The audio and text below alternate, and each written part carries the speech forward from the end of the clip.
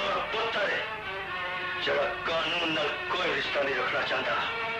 ये कानून बाप नहीं पुत्र है। अस्सलाम वालेकुम मेरे भराओ, मेरे वीरो, मेरे भैनों, जींदे रहो वसदे रहो। मैं तारक सानी ते तुसी वेख रहे हो मेरा यूट्यूब चैनल रैबर इंटरटेनमेंट प्लस।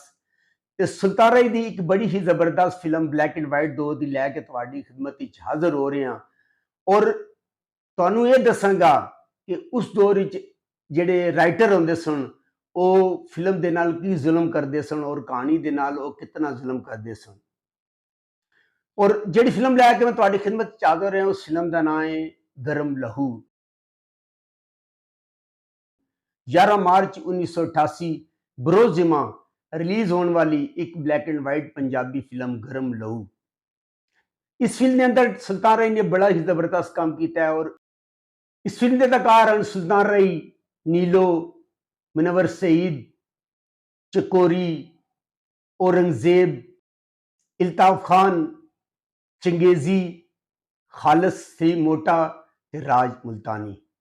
हदायत एम शरीफ, म्यूजिक दिता है ताफू ने। ये फिल्म साज एम अशरफ ये सिंगर है अफशा है। और यह जी कहानी है एक मुजरम की है जिसका नाम हैदर होंदा है और हैदर का किरदार जिहड़ा अदाकार सुल्तान राय ने अदा किया है और इस फिल्म के अंदर औरंगजेब ने जेलर का किरदार अदा किया है।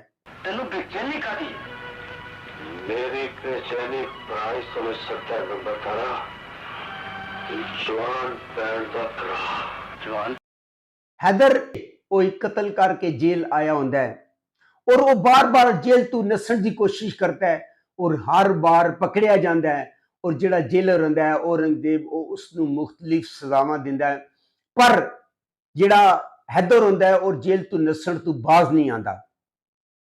बहुत सारे कैदी उसको सवाल करते हैं कि तू हर दफा नसने हर दफा पकड़िया जाना है उस तो बाद भी तू नसण की क्यों कोशिश करता है। तो हैदर उन्होंने जवाब दिंदा है कि मैं कतल के जुर्म में जेल च आया पर मेरे पीछे मेरी जवान भैन मेरी मां है। मैनू ये खतरा है कि किधरे दुश्मन उन्होंने नुकसान ना पहुंचा दे, मेरी भैन की इज्जत ना लुटे। इस वास्ते मैं बार बार जेल तो नसण की कोशिश करदा ताकि मैं अपनी भैन की इज्जत और अपनी मां को बचा सका क्योंकि दुश्मन जिहड़े ना बहुत ही ताकतवर हैं और मैनू दुश्मनों को खतरा है। सारे फिल्म जिहड़ी कहानी है इस चक्कर के इर्द घूमती है और मैं जिहड़ी असल तुहानू चीज़ दसना चाह रहा सा कि इस कहानी ते कितने बंदे ने हाथ साफ किए हैं।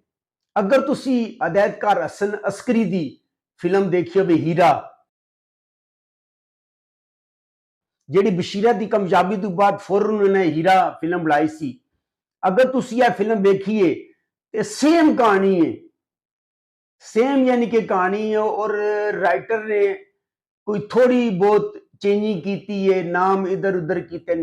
यानी कि गरम लहू के अंदर अगर सुल्तान राय की भैन सी ते मां सी ते इस तरह हीरा फिल्म के अंदर सुल्तान राय की बेटी ते बेटा होंदे ने जिन्होंने वो इलियास कश्मीरी के हवाले करके जाता है और जदों वो जेल च होंदा है तो बार बार जेल तो नसण की कोशिश करता है और सेम उसकी यही कहानी होती है। तो मैं समझना कि जिहड़े राइटर्स उस दौर के उन्होंने बड़ी खूबसूरती के नाल एक ही कहानियां नू बार बार फिल्मबंद करके बार बार बेच के बहुत सारा पैसा कमाया लेकिन फिल्म इंडस्ट्री बैठ गई। और मैं तुहानू ये दसदा जावां कि फिल्म हीरा का रिव्यू मेरे चैनल पर मौजूद है, तुसी जाके वेख सकते हो और अगर तुसी कहोगे तो डिस्क्रिप्शन में लिंक भी मैं दे देंगा ताकि अगर तुसी रिव्यू देखना चाहे तो तुहानू पता चले कि सेम उन्हों की आपस की कहानी कितनी मिलती है। और बड़ा ही अफसोस होता है जदों इस तरह की सिचुएशन होती है।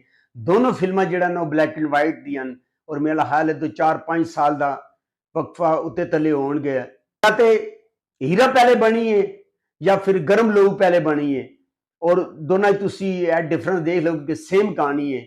अगर तुहानू मेरी मालूमात अच्छी लगी है मेरे चैनल को लाइक करो, सब्सक्राइब करो, शेयर करो। तो नेक्स्ट वीडियो तक रब राखा।